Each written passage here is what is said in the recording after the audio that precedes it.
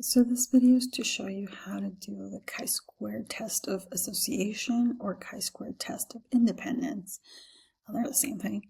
I'm going to use the problem example 1, hospital and infections. So here we want to see if, the 3 hospitals that we have are independent of the infections. So ideally they are. So let's go to Jamovi. I put the problem here in case we need to look at it.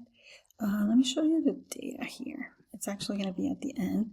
Have one column for hospital and one column for infection. Remember, this one is called two-way chi-square.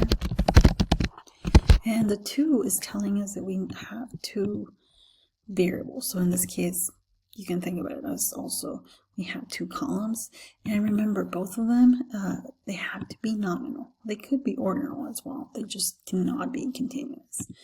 So we're going to go into frequencies here, chi-square test of association. We're going to look for our variables, and they're at the end of this data set. It doesn't really matter which one you put in rows and which one you put in columns. So here I put hospital in rows.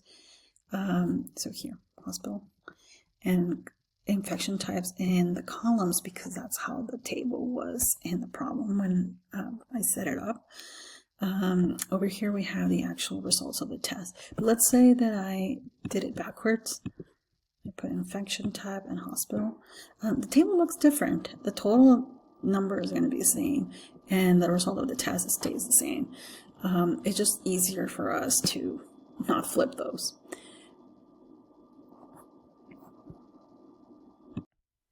Okay, so now we're going to look at the technology. First, we have our contingency table, and this should be the same thing that we had, at the beginning of our problem, especially if we're doing it by hand. The table that we really want to look at is this one, the one that says chi-square test. So here's the chi-square value. So that means this is our chi-square obtained. This are our degrees of freedom. This is our p-value. Whenever we have a very small p-value, like 0.000000000, well, that's kind of tedious to write, and the software just doesn't have the space on the table to do that. It's not just Jamovi, a lot of software do this. So the proper APA would be p less than 0.001, and that's what it's doing there. What we need to do with this p-value is compare it to our alpha, which in this case was 0.05, and it is smaller than that, so we reject the null hypothesis.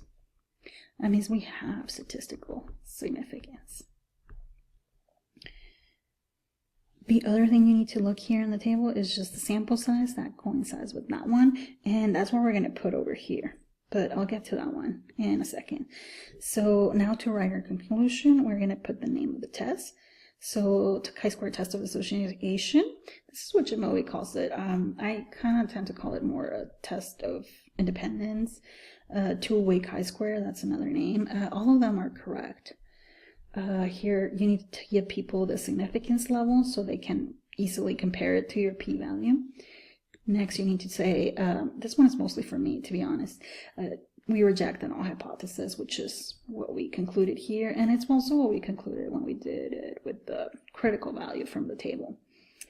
I put the keyword here overwhelmingly because I used the word and NOTI 2023 table. It was overwhelmingly, and it was, the other keyword that you need to put in here, statistically significant. What was statistically significant? Well, the evidence.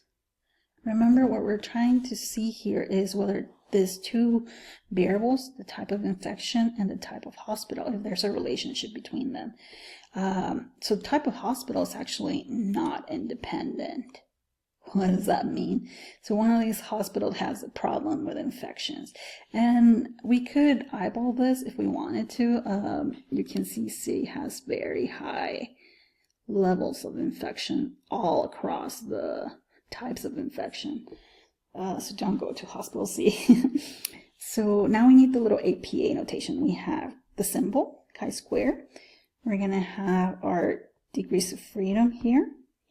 We have the sample size. This should be the same as your total here, If it's not, I could have made a mistake.